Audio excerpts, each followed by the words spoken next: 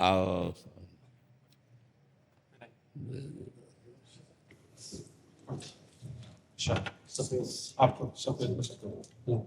स्वामीनारायण भगवान ने लिखा वो ग्रंथ है शिक्षापत्री।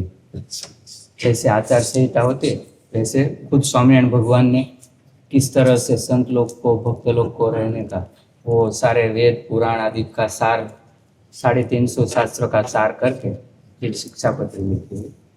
वो संस्कृत इंग्लिश हिंदी सभी में उसका ट्रांसलेशन और उसका फोटो भी है कि सबको समझ में आ जाए। उसके ग्रंथ लिखा उसको अब 200 साल पूरे हो रहे हैं। स्वामीनारायण संप्रदाय के हर आश्रित इस ग्रंथ को हर रोज पढ़ते हैं।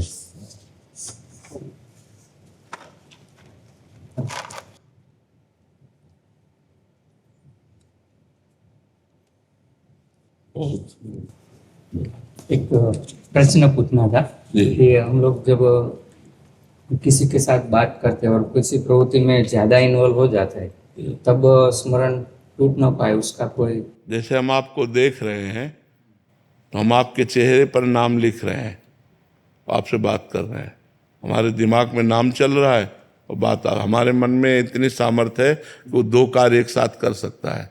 जैसे हम नाम जब करते हैं तो भूत भविष्य का चिंतन करता है ना, मन करता है ना चिंतन, भूत भविष्य का करता है।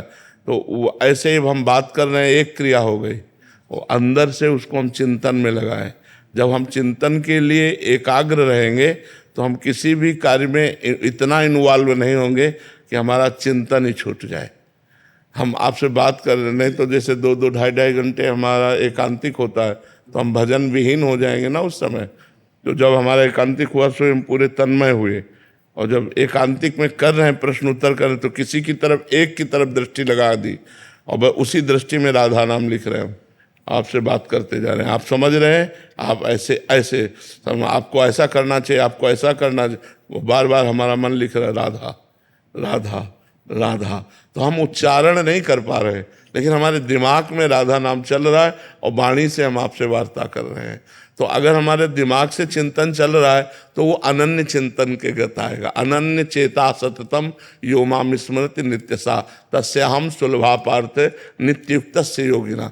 हमें प्रयास करना है कि हमारी वार्ता भी भागवतिक हो और हमें प्रयास करना है कि हमारा अंदर का चिंतन चलता रहे।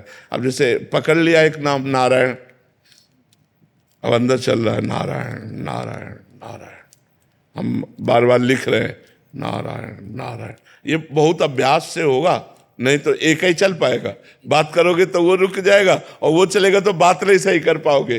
तो जब अभ्यास हो जाता है तो अभ्यास से अभ्यास योग युक्तेन चेतसा नान्य गामिना, ऐसा हम अभ्यास करें कि हमारा चित्त और कहीं जाए ना। इसीलिए मंत्र के अलावा नाम भी पकड़ा जाता है कि मंत्र में थोड़ी कठिनता होती है, उसके लिए एकाग्रता और एकांत चाहिए। तो हम कोई छोटा नाम पकड़ लेते हैं, भगवान का अनंत नाम है और उसको हम बार बार स्मरण में लाते हैं।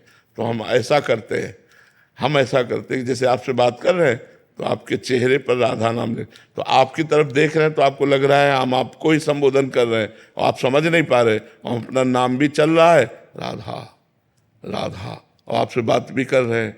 तो ऐसे, और जहाँ आप बोले तब तो हम पूरे एकाग्र ही हो जाएंगे